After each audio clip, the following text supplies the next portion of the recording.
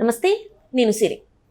గత ప్రభుత్వ హయాంలో ఏది జరిగినా కూడా అది కరెక్ట్ అని కొంతమంది ప్రభుత్వానికి సంబంధించిన నేతలు, అంటే ఉద్యోగ సంఘాల నాయకులు ఎవరైతే ఉన్నారో రామిరెడ్డి, తను అప్పటి ప్రభుత్వ హయాంలో ఆయన ప్రభుత్వానికి సంబంధించి చాలా పాజిటివ్గా రెస్పాండ్ అయ్యేవాళ్ళు. కానీ ఇప్పుడు అదే ప్రభుత్వం కరెక్ట్గా నడుస్తున్నా కూడా, కరెక్ట్ టైంకి పెన్షన్స్ వేస్తున్నా కూడా అది తప్పు అని నిలదీస్తున్నారు. అసలు ఇలా ప్రభుత్వానికి సంబంధించి అంటే ఒక పార్టీకి సపోర్ట్గా ఉండడం కరెక్ట్ కాదని తెలిసినా కూడా ఎందుకు వీళ్ళు ఇట్లా చేస్తున్నారు, ఒక పార్టీకి ఎందుకు వీళ్ళు సపోర్ట్గా మాట్లాడుతున్నారు అనే అంశాన్ని మనకు వివరించడానికి మనతో పాటు ఉన్నారు ప్రముఖ రాజకీయ విశ్లేషకులు రాజా సప్పసాని గారు.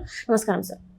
సార్, ఇప్పుడు చూస్తుంటే ప్రభుత్వ ఉద్యోగ సంఘాల నాయకుడు రామిరెడ్డి ఎవరైతే ఉన్నారో గతంలో చూస్తే అది తను ఏం మాట్లాడినా కూడా అప్పటి ప్రభుత్వం వారికి సపోర్ట్గా మాట్లాడినట్టు అనిపిస్తుంది, మనం చూసాం కూడా. కానీ ఇప్పుడు తను మాట్లాడేది ఏంటంటే, ఇప్పుడు ఉన్న ప్రభుత్వం కరెక్ట్ టైంకి అన్నీ చేస్తున్నా కూడా తట్టుకోలేకపోతుంది, ఇంకా ఏదో కొత్త విమర్శలు చేయడానికి ట్రై చేస్తున్నారు. ఇది ఎంతవరకు కరెక్ట్ అంటారు సార్? ఇప్పుడు సచివాలయ ఉద్యోగుల సంఘ అధ్యక్షుడిగా పనిచేసిన వెంకటరామరెడ్డి ఉద్యోగ సంఘ నాయకుడి కన్నా కూడా జగన్మోహన్ రెడ్డి గారి పార్టీ నాయకుడిగానే ఎక్కువగా చలామణయ్యాడు. అంటే ఉద్యోగ సంఘ నాయకుడు ముసుగులో జగన్మోహన్ రెడ్డి గారి రాజకీయపు ఎజెండాని అమలుపరచడంలోగానే అతని 5 ఏళ్ల ప్రస్థానం కొనసాగింది. ఈ జగన్మోహన్ రెడ్డి గారి రాజకీయ ఎజెండా అమల్లో భాగంగానే ప్రభుత్వోద్యోగిగా ఉండి 2024 ఎన్నికల ముందు కడప జిల్లాలో బద్వేలు ఆర్టీసీ డిపోలో ఎన్నికల ప్రచారంలో పాల్గొన్నందుకు గాను ఎన్నికల సంఘం ద్వారా సస్పెండ్ అయ్యి ఉన్నాడు. తర్వాత ఉద్యోగ సంఘాల నుంచి కనీస మాత్రపు గౌరవ మర్యాదలు కూడా అతనికి లేవు. ఎందుకు లేవు అని అంటే 2019 నుంచి 2024 దాకా జగన్మోహన్ రెడ్డి గారి ప్రభుత్వం కొనసాగిన రోజుల్లో వాస్తవంగా 2018 నాటికి చంద్రబాబు నాయుడు గారి ప్రభుత్వం 2 డిఏలు పెండింగ్ ఉంచింది అన్న దాన్ని సాగ్గా చూపించి ఆనాటి ఉద్యోగ సంఘ నాయకులు జగన్మోహన్ రెడ్డి గారిని అధికారంలోకి తీసుకురావాలనే లక్ష్యంతో ఉద్యోగ వర్గాల్లో చంద్రబాబు నాయుడు గారి మీద విపరీతమైన ప్రచారం చేసి 2019 ఎన్నికల్లో ఏరికోరి జగన్మోహన్ రెడ్డి గారిని అధికారంలోకి తీసుకొచ్చారు. అందులో కీలక భాగస్వామి ఈ వెంకటరామరెడ్డి కూడా. అటువంటి వెంకటరామరెడ్డి 2018 నాటికి పెండింగ్ ఉన్న 2 డిఏలు సంగతి దేవుడెరుగు.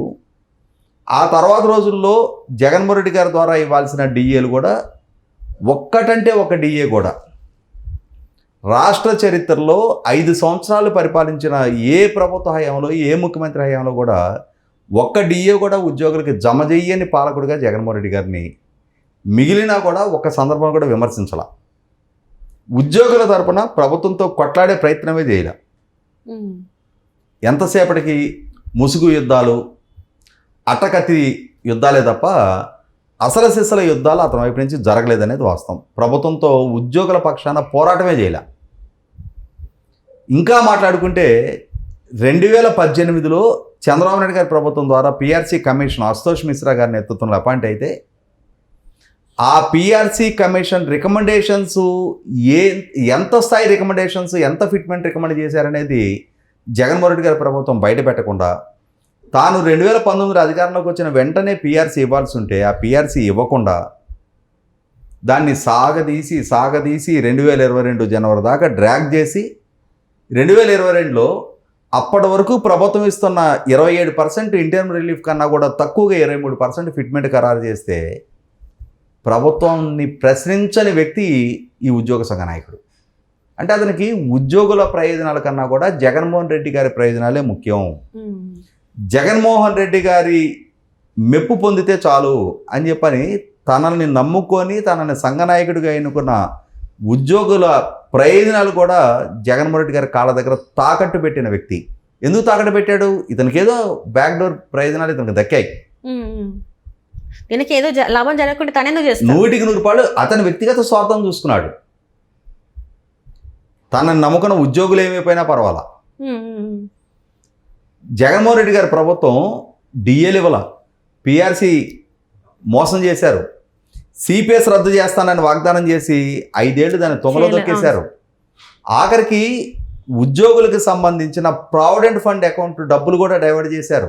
అప్పట్లో ఆశా వర్కర్లు కూడా చలో విజయవాడ ఒక ఆశా వర్కర్లు ఇవే కాదు. నేను అనేది ఏమంటే ఉద్యోగులకి ఇవ్వాల్సిన ఏ ఒక్క ప్రయోజనాన్ని సక్రమంగా ఇవ్వాల.